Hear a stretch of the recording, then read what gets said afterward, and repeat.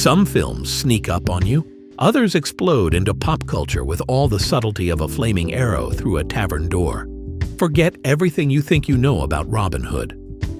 From behind-the-scenes chaos to shocking cameos that never happened, deep into the spandex-laced legacy of Robin Hood, Men in Tights. Stick around. Fact number 3, and the bonus fact will leave you howling. Fact number 10. The movie made Gene Siskel's Worst of 93 list. It's hard to believe now, but Men in Tights didn't exactly shoot a bullseye with critics when it first came out. Legendary film critic Gene Siskel slammed the movie, even putting it on his list of worst films of 1993. He felt Mel Brooks had lost his comedic touch and said the film felt outdated, like it had missed the moment. But over time, Men in Tights found its revenge, not with a bow, but with longevity.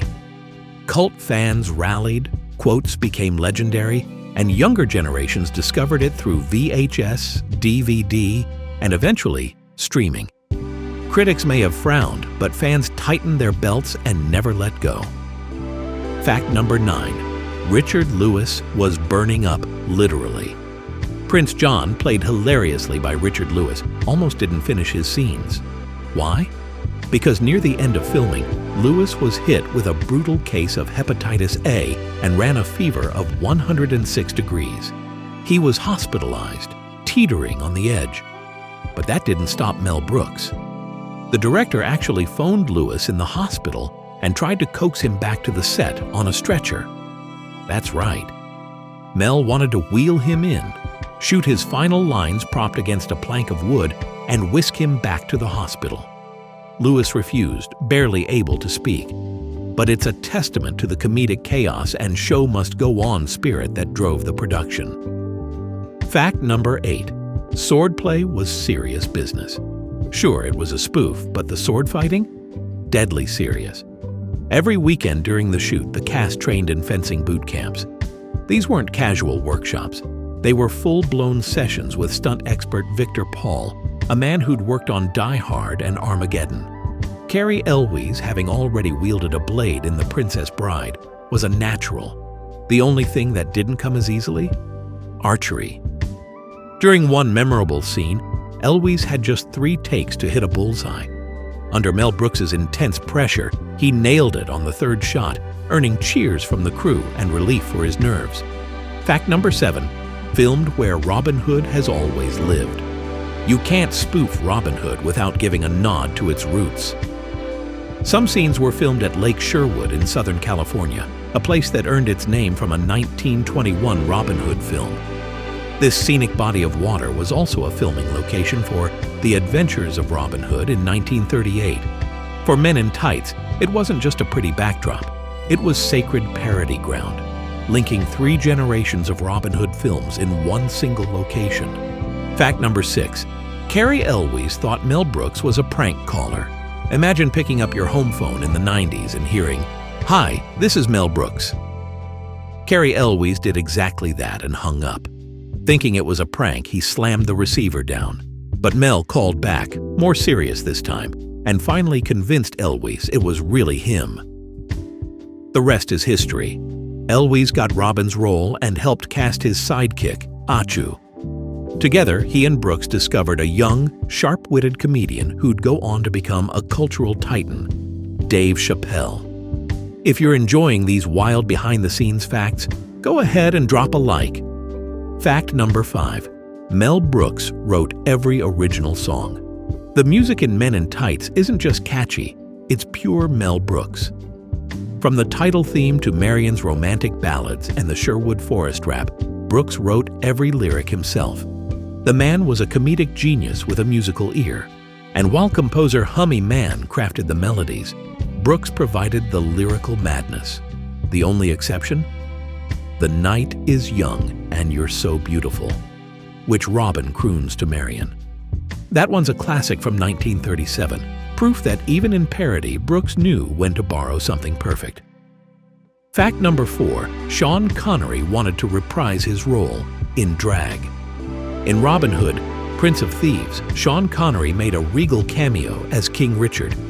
Inspired by the spoof, he reportedly offered to reprise the role for Men in Tights.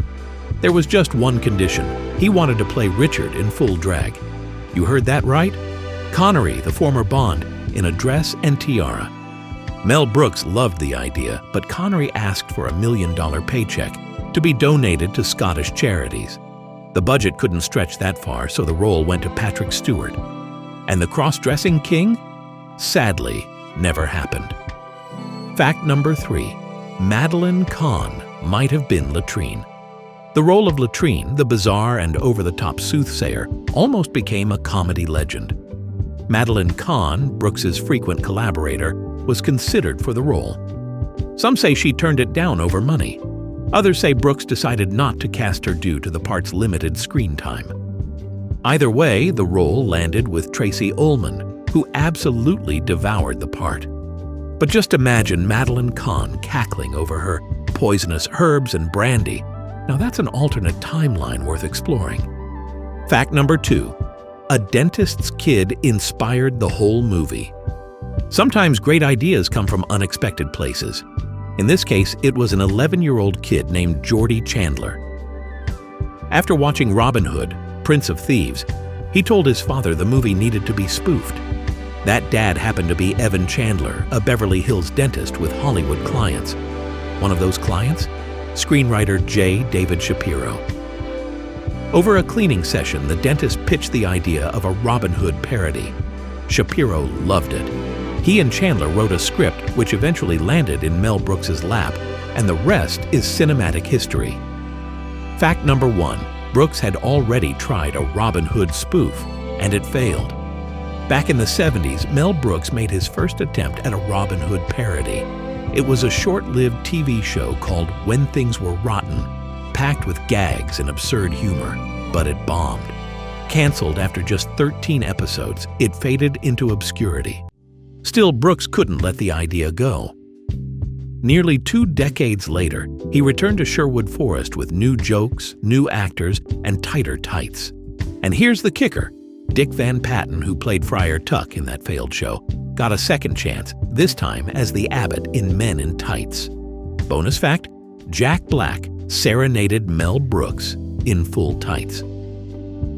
At the 2009 Kennedy Center Honors, Mel Brooks received a tribute worthy of his comedic legacy. But the highlight? A full-on serenade from Jack Black. Dressed as Robin Hood, belting the Men in Tights theme song. In front of President Obama and a star-studded crowd, Black led a chorus of tights-clad performers in a tribute that brought Brooks to tears and laughter. From spoof to stage, Men in Tights had officially earned its place in comedy history. So next time you watch Robin Hood, Men in Tights, remember, behind every arrow, rap verse, and wild dance sequence lies a story even stranger than fiction.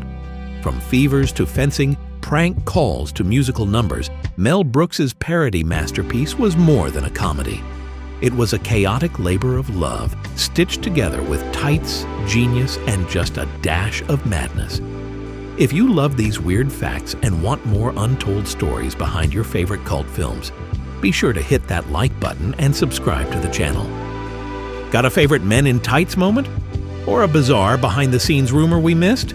Drop it in the comments. We might just feature it in our next episode. Until then, stay tight, stay weird, and keep laughing.